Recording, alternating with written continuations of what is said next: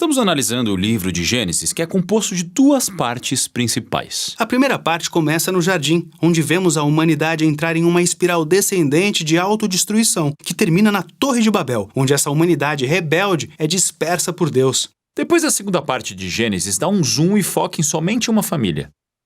E bem no meio tem essa história que liga as duas partes de Gênesis e nos ajuda a entender do que o livro inteiro se trata.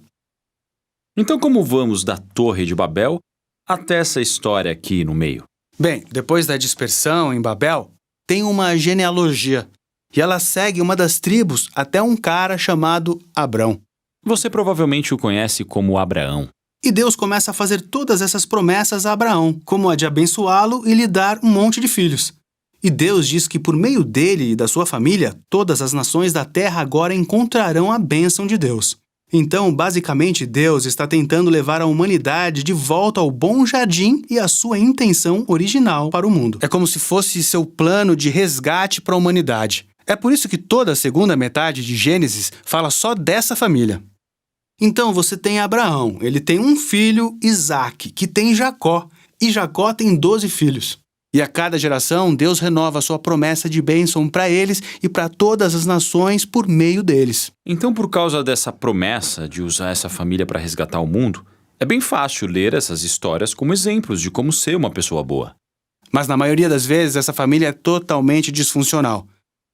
Por exemplo, vamos voltar a Abraão. Toda essa história mostra Deus dando uma família a ele e a sua esposa Sara. Mas em 2 ocasiões ele praticamente entrega Sara a outros homens, negando que ela seja sua esposa. E aí Sara fica impaciente quanto a ter um filho. Então ela faz Abraão dormir com a serva dela, o que causa vários outros problemas na família. Então eles vão ficando bem velhos e você começa a pensar que não tem jeito deles terem um filho. Mas aí, milagrosamente, eles têm. É Isaque.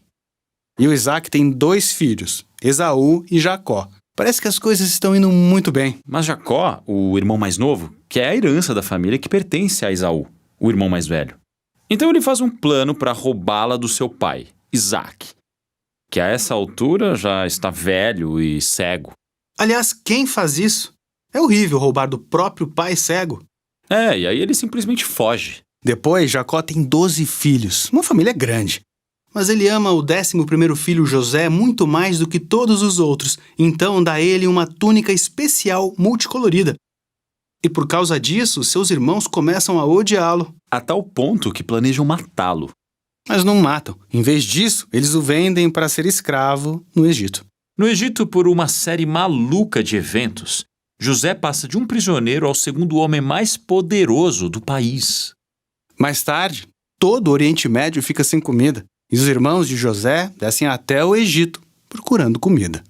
Chegando lá, quem eles encontram como governante de toda a terra? É o José, o cara que eles venderam como escravo. Mas, na verdade, ele os salva de morrerem de fome. Então, veja só. Esses são os bisnetos de Abraão, que cometeram um ato hediondo contra o irmão deles. Mas Deus transformou o mal deles em algo bom.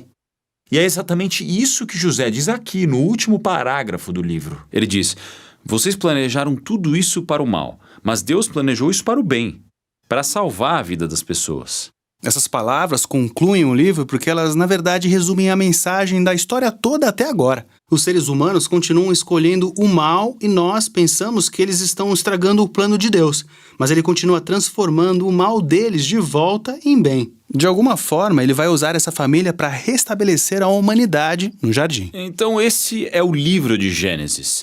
Mas nós ainda não sabemos a maneira exata como Deus vai usar essa família para nos levar de volta ao jardim. Mas esse é só o primeiro livro. Então é isso que o restante da Bíblia se encarrega de responder. Nossa missão no Bible Project é ajudar as pessoas a experimentar a Bíblia como uma história unificada que leva a Jesus. Tudo que produzimos é gratuito, graças a pessoas generosas que se encontram ao redor do mundo, assim como você. Você pode acessar toda a nossa biblioteca de vídeos, conferir todos os nossos recursos e juntar-se a nós em bibleproject.com/português.